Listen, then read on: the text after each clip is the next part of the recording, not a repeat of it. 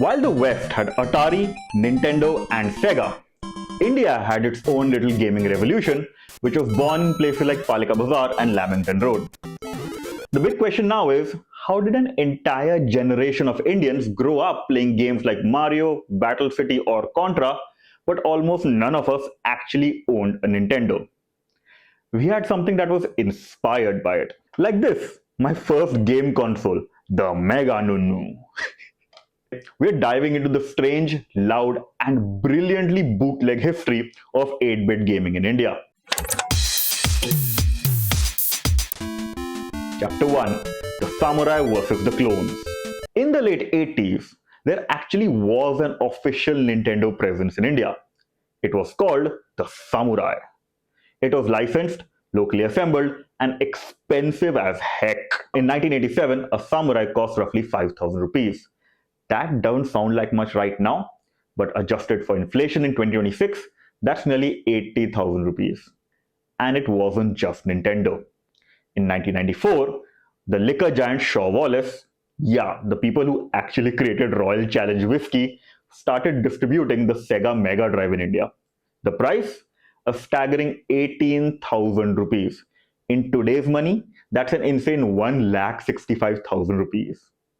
Again, McDonald's and Nokia weren't even officially in India yet, and they expected Indians to pay that amount for a console. So what happens when there's a demand for electronics in a country and they find them too expensive? You get bootlegs. Enter the Famiclones. These were bootleg consoles built on the NES on-a-chip architecture. They bypassed the 80% tariffs and cost a fraction of the real deal. Consoles like the Mediatek Little Master, the Terminator 2 Ending Man became household names. You see, Nintendo's patents for the original Famicom began expiring in the early 90s. But even before that, engineers in Taiwan and China managed to reverse engineer the 6502 processor and the PPU, which is the picture processing unit. They condensed an entire motherboard of chips into one tiny black blob of epoxy on a circuit board. This is what we call a COB, or chip on board tech. It was cheap, it used barely any power, and it was small enough to fit literally inside any plastic shell.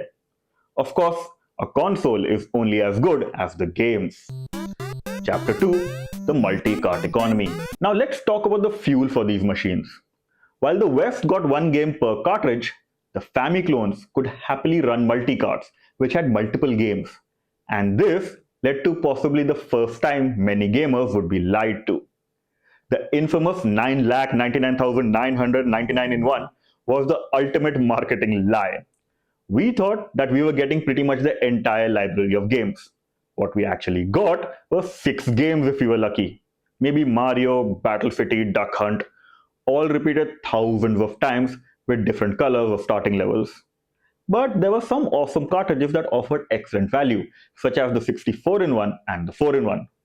These actually had distinct high-quality titles like Contra, Snow Brothers, or Ninja Turtles. Considering that price was already an issue, multi-carts provided better value and a greater convenience than separate games. Chapter 3: From Mustapha to Cyber Cafes. If you didn't have a console at home, you went to the Parlour, which was usually the local gift shop. Some games became legends here, from Street Fighter 2 to Cadillacs and Dinosaurs, and even Tekken 3.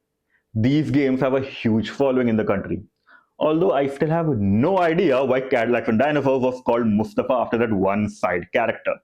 And apparently this was a pan-India thing. Anyway, this was also where gamers became legends. We've all heard stories about that one kid who had reportedly completed games with just one coin, while many of us used to lose most of our money when we reached Butcher. These parlors were where we, as Indian gamers, first went to socialize amongst our fellow nerds. While these parlors might be dead, their legacy continues. In cyber cafes, people played Counter-Strike for a few hours at a time. And now in esports arenas where high-end rigs and top-of-the-line equipment rule the roost. The meaning remains the same: a place where gaming can be democratized and gamers can socialize. Chapter 4: The Legacy. Which brings us back to this, the Mega Nunu. It's easy to look back at these bootlegs and laugh. I mean, look at the name. But these stupid little machines were more than just toys. In a country where official tech was too expensive to reach the masses, These grey market clones democratized gaming. They taught us how to troubleshoot hardware, how to navigate menus, and they gave us a shared cultural language. So whether you had a samurai, a Terminator, or a Nunu, we were all playing the same levels and dreaming the same 8-bit dreams. So, did you have one of these as a kid? What was your first gaming platform? I would love to know your stories in the comments below.